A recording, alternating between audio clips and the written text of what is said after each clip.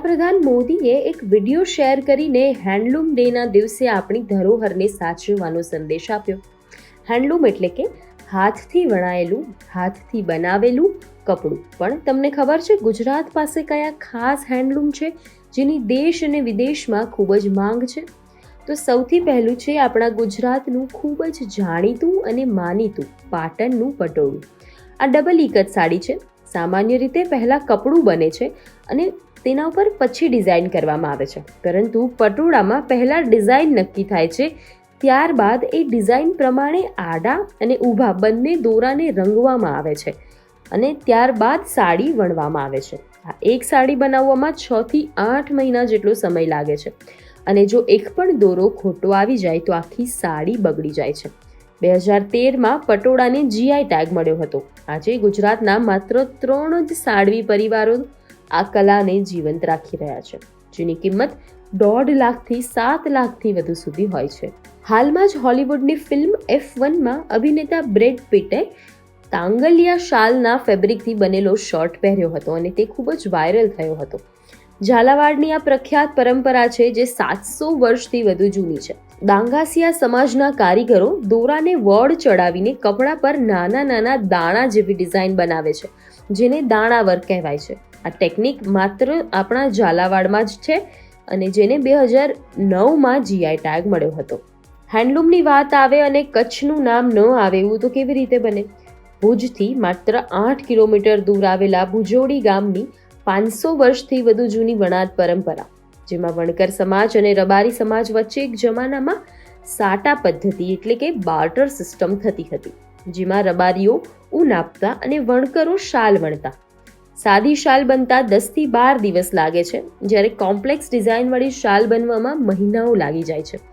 આ કળાને 2011માં GI tag મળ્યો હતો. હવે વાત કરીએ રાજકોટના પટોળાની, જે પાટણના પટોળા કરતાં અલગ છે. રાજકોટનું પટોળું સિંગલ ઇકટ ટેકનિકથી બને છે, એટલે તે થોડું સસ્તું અને ઝડપથી તૈયાર થઈ જાય છે. તેને 2018માં GI ટેગ મળ્યો હતો. હવે વાત કરીએ ભરૂચના સૂજની વણાટની. સૂજની વણાટ એટલે ટાંકા વગર બનતી રજાઈ. તેમાં 2 વણકરો સામસામે બેસીને 2 પડ એક સાથે વણે છે અને વચ્ચે ખિસ્સા જેવી જગ્યા બનાવી તેમાં હાથથી રૂ ભરે છે, તે પણ સોય દોરાનો ઉપયોગ કર્યા વગર. મળતી માહિતી અનુસાર 1857ના બળવા દરમિયાન આંદામાનની જેલમાં એક ભરૂચી કેદીએ આસામી કેદી પાસેથી આ કળા શીખી હતી અને ગામમાં આવીને પોતાના લોકોને શીખવી. ત્યારબાદ ભરૂચના કલેક્ટરે ખાસ રોશની પ્રોજેક્ટ શરૂ કરીને આ કલાને ફરી જીવંત બનાવી અને 2024માં તેને GI ટેગ મળ્યો. ગુજરાતી લગ્નની શાન એટલે ઘરચોળું, એ પણ એક હેન્ડલૂમ છે. ખંભાત બંદરથી શરૂ થયેલી આ કળામાં જરીના ચોરસ ખાના બનાવવામાં આવે છે. જેટલા ખાના હોય તેના આધારે તેને નામ આપવામાં આવે છે, જેમ કે 12 ખાના હોય તો 12 બાગ અને 52 ખાના હોય તો 52 બાગ. દરેક ખાનામાં મોર અને કમળના મોટિફ હોય છે, જે સમૃદ્ધિનું પ્રતીક માનવામાં આવે છે.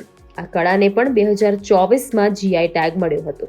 હવે વાત કરીએ એવા કાપડની જેને યુનેસ્કોએ ભારતના 50 આઇકોનિક ટેક્સટાઇલમાં સ્થાન આપ્યું છે.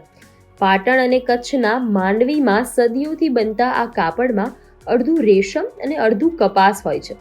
બહારથી ચમકદાર સિલ્ક અને અંદરથી કૂણું કોટન.